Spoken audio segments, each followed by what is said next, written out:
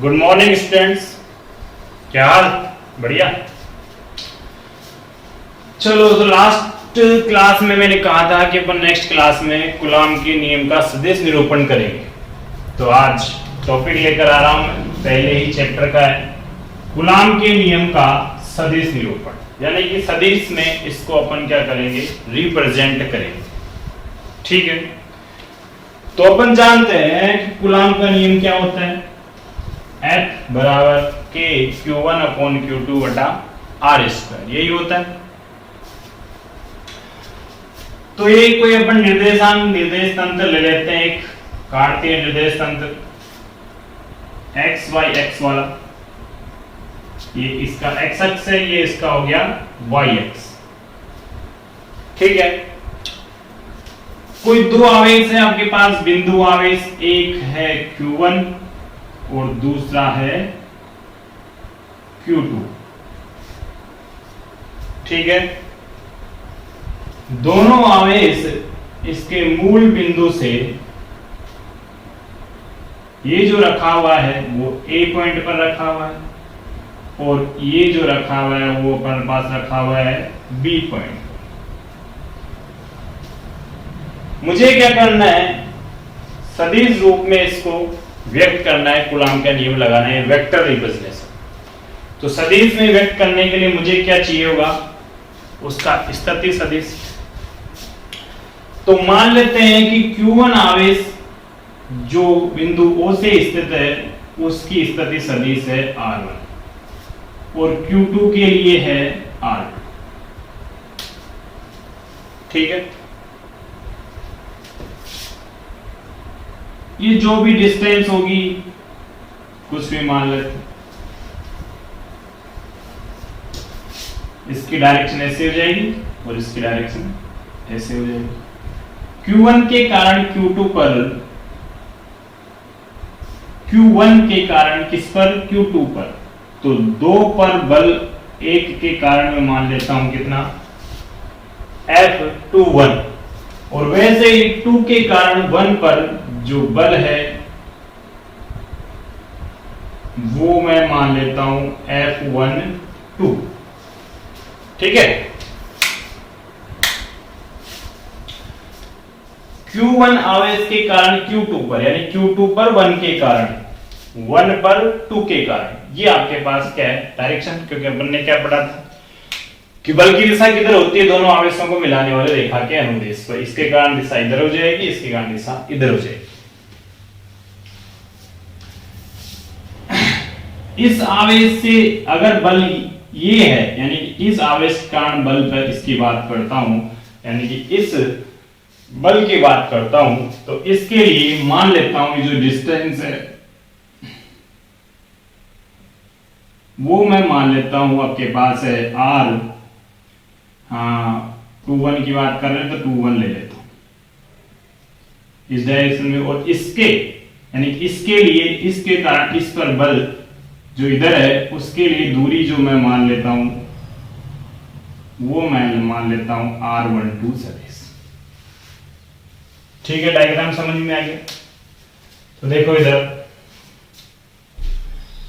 माना दो आवेश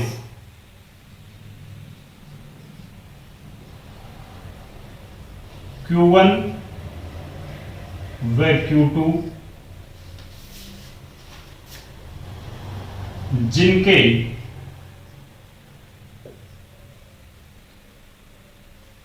मूल बिंदु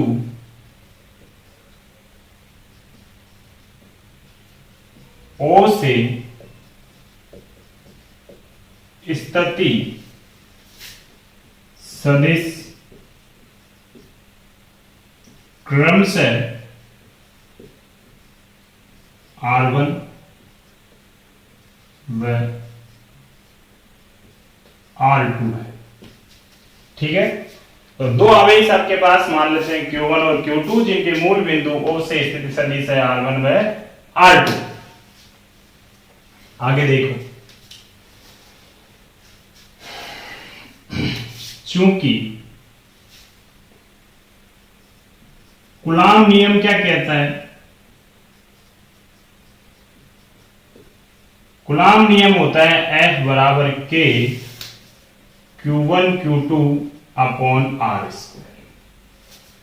अगर मैं इसको सदिश में व्यक्त करूंगा तो यहां पर क्या लगाऊंगा, डायरेक्शन। इधर ये डिस्टेंस है जो कि अदिश राशि है, Q1 Q2 भी आवेश है, अदिश राशि है, K नियतांक अदिश राशि है, तो इस पर किसी पे भाई मैं वेक्टर का साइन नहीं लगा सकता, इसके लिए यहां पर मैं लगा लेता हूं R कैप, जो क्या है एकांक सदिश, जो किसकी दिशा को व्यक्त करेगा, इस बल की दिशा को। ऐसे ही करते हैं अपन रिप्रेजेंट सदिश के रूप में। अब चलो इधर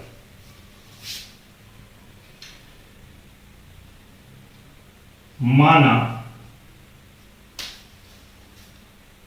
Q1 आवेश के कारण, या Q2 कर लेते हैं पहले, Q2 आवेश के कारण Q1 आवेश पर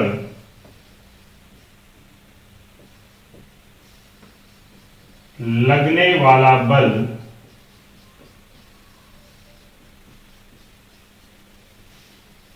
कितना है, F12 Q1 पर Q2 के कारण लगने वाला बल F12 हो तो अब देखिए F12 ठीक, Q1 Q2 दो आवेश आएंगे बटा बीच की दूरी। देखो इसके कारण इस पर मैं बल निकाल रहा हूं तो डिस्टेंस कौन सी लूंगा मैं, ये वाली, और मुझे तो परिमाण चाहिए दूरी, तो R12 का स्क्वायर।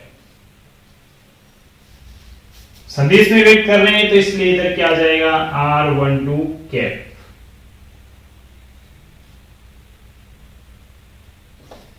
और दिशा किधर होगी, B से A की ओर, यानी कि BA दिशा में, ठीक है। अब इसको और आगे सोल्व कर लेते हैं। देखो अपन जानते हैं जो एकांक सदिश होता है वो क्या होता है, सदिश बटा सदिश का परिमाण। चूंकि एकांक सदिश अपन ने पढ़ा था 11th क्लास में, वो क्या होता है, सदिश बटा उस सदिश का परिमाण, यही होता है। अतः F12 बराबर, ये मान रख देंगे अपन, तो K Q1 Q2 upon R12 इस तरह से लगा लो, चाहो तो मॉड्यूलन पे लगा लो या मॉड्यूलन के बाहर लगा लो, कोई दिक्कत नहीं है, जैसा भी तुम लगाना चाहो। अगर अपन बाद में खोलकर लगाना चाहते हैं तो बाद में लगा सकते हैं, कोई दिक्कत नहीं, ठीक है। हटा दो चाहे से इसको, ये आ गया यहां पर, और एक आ जाएगा इधर कितना, R12, ठीक है ना। देखो R12 कैप का मान यहां रखेंगे तो ये तो ऐसे कैसे रहेगा, नीचे स्क्वायर है और एक ही आ जाएगा, यानी कितना बन जाएगा, क्यूब बन जाएगा। इसको अपन समीकरण दे लेते हैं 2। अब देखिएगा, अपन ने त्रिभुज का नियम पढ़ा था। क्या होता है त्रिभुज का नियम, कि किन्हीं दो आवेशों को यदि त्रिभुज की दो क्रमागत भुजाओं द्वारा व्यक्त किया जाए तो उस त्रिभुज को बंद करने वाली जो तीसरी भुजा होगी विपरीत क्रम में, उन दोनों सदिशों के योग को क्या करेगी, व्यक्त करेगी। तो यहां पर अपन त्रिभुज का नियम लगाएंगे। देखिए इधर कर लेते हैं,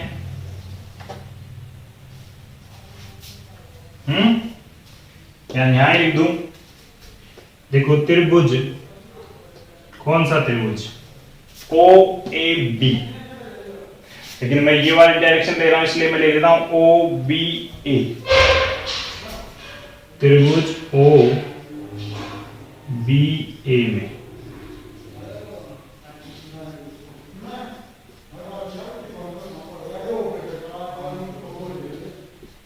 त्रिभुज के नियम से,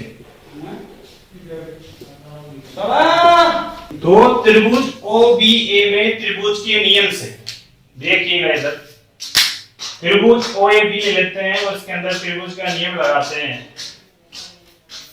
तो ये एक त्रिभुज की भुजा होगी सीधी और इसके आगे ये वाली भुजा होगी, यानी ये भुजा और ये भुजा क्या होगी, क्रमागत भुजा। लेकिन ये क्या है, विपरीत क्रम में जा रही है ना, तो ये कौन सी हो गई, विपरीत भुजा।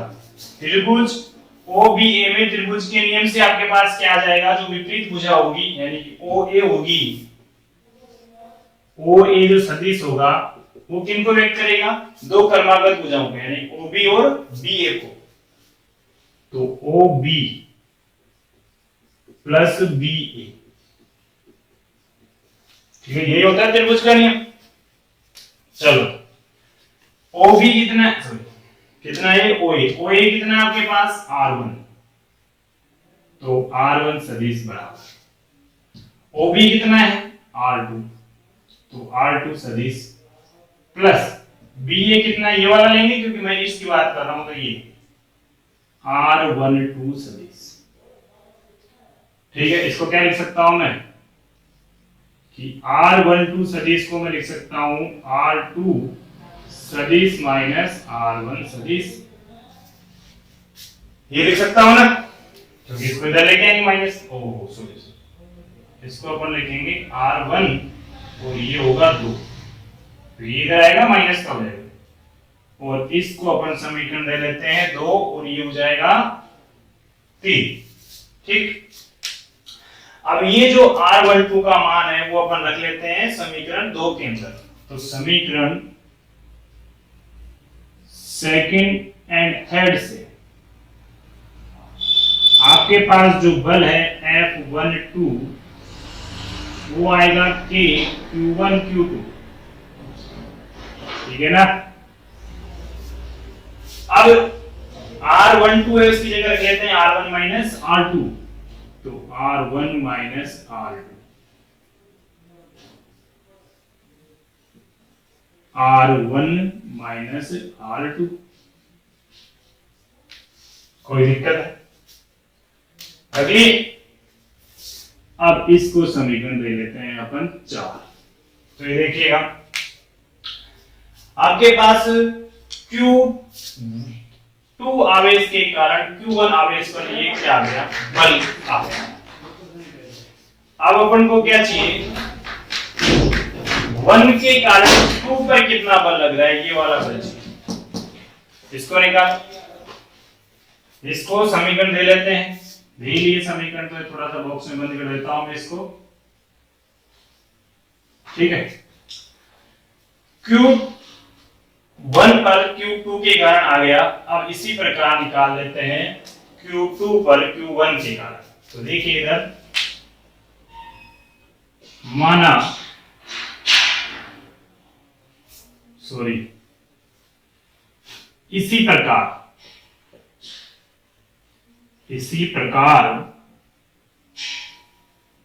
Q2 1 आवेश पर क्या हो गया, इसी प्रकार Q1 तो निकाल लिया, Q2 आवेश पर Q1 के कारण बल अपन कितना मान रहे हैं, F21, ठीक है, K Q1 Q2। अब डिस्टेंस कितनी हो जाएगी, ऊपर वाली कितनी, R21,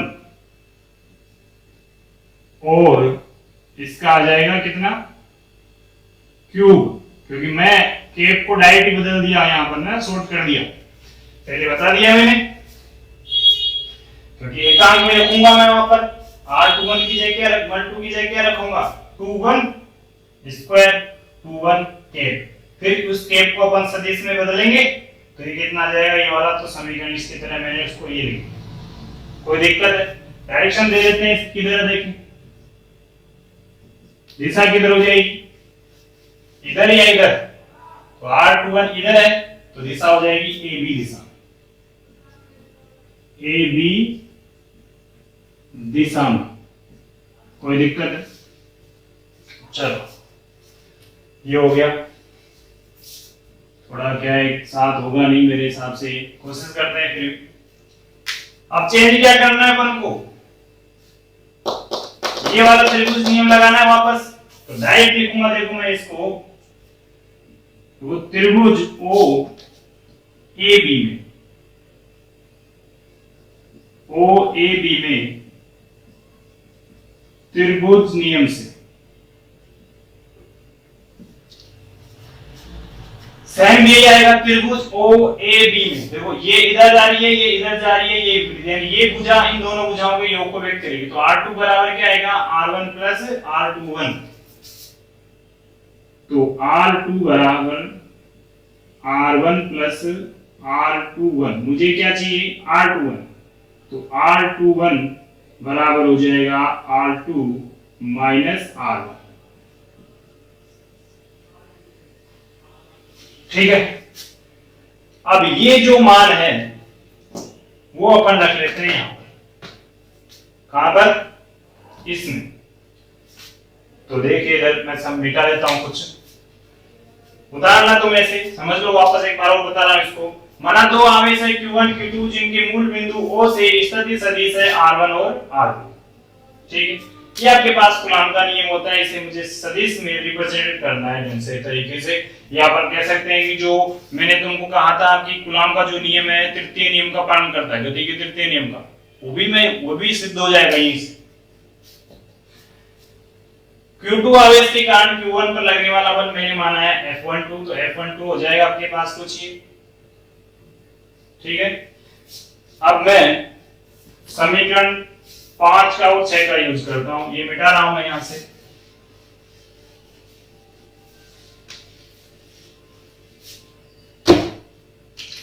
देखिए तो समीकरण 5 6 से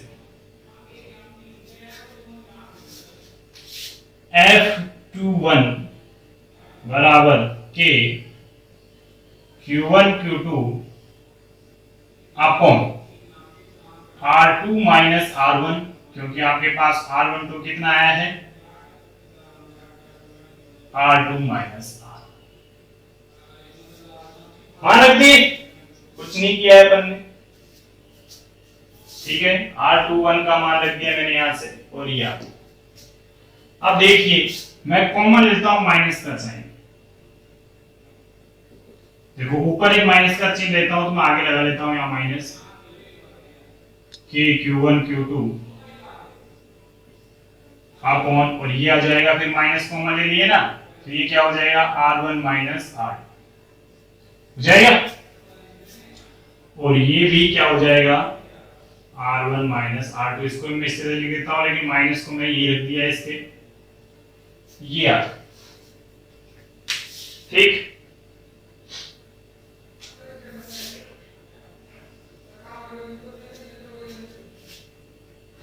अब मॉडुलन में कोई चीज हो तो उसके माइनस प्लस से कोई फर्क नहीं पड़ता, तो इस माइनस को रखने से कोई मतलब नहीं, इस माइनस को मैं हटा देता हूं। तो आपके पास क्या बनेगा फिर, F21 बराबर माइनस का के Q1 Q2 R1 minus R2 और R1 माइनस R2। ये समीकरण हो गया 7। कोई दिक्कत है? अब देखो समीकरण 7 तो ये है, और एक समीकरण आपके पास 4। समीकरण 7 और 4 क्या कहते हैं, देखो समीकरण 4 व 7 की तुलना कर लो।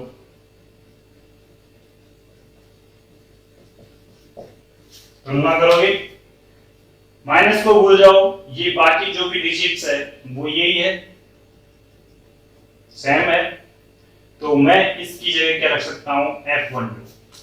तो ये आ जाएगा F21 बराबर माइनस का F12।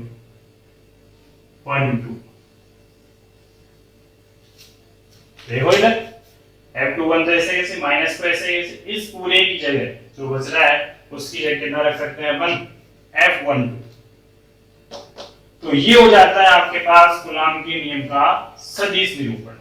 और ये ही न्यूटन की गति के तृतीय नियम की अनुपालना करता है। उसमें क्या होता है कि प्रत्येक क्रिया के विपरीत एक प्रतिक्रिया होती है, दोनों का मान यानी कि परिमाण बराबर होता है, लेकिन डायरेक्शन क्या रहती है, अपोजिट। यहां पर भी देखो कि जितना बल 2 पर 1 के कारण लग रहा है उतना ही बल 1 पर किसके कारण लग रहा है, 2 के कारण। लेकिन माइनस का चिन्ह आ गया, इसका मतलब दोनों दिशाएं क्या है, विपरीत। क्योंकि देखो ये किधर दिशा में है, बी ये दिशा में, बी ये दिशा में है, और ये जो है कौन दिशा में, ए बी दिशा में। तो बी ए और ए बी दोनों अपोजिट हो गए। तो माइनस का चिन्ह क्या दिखा रहा है यहाँ पर, दिशा। तो ये न्यूटन की गति के तृतीय नियम का क्या करता है, अनुपालना करता है। ठीक है, तो ये हो जाता है आपके पास कूलाम के नियम का सदिश निरूपण। यानी कि सीधी सीधी भाषा में लास्ट में अपन क्या लिख सकते हैं कि प्रत्येक आवेश दूसरे आवेश पर जितना बल लगाता है उतना ही वो खुद पर उस आवेश के कारण एक बल अनुभव करता है। दोनों का परिमाण बराबर होता है, लेकिन डायरेक्शन क्या रहती है, विपरीत रहती है। ठीक है, तो डाल लीजिएगा इसको। नेक्स्ट क्लास में अपन डिस्कशन करेंगे कूलाम के नियम पर न्यूमेरिकल्स, यानी कि न्यूमेरिकल करेंगे। ओके, अगर इसमें समझ नहीं आ रहा हो तो एक बार मुझे बता देना, कोई क्यूरी हो तो, बाकी अच्छा टॉपिक है। Okay students, thank you.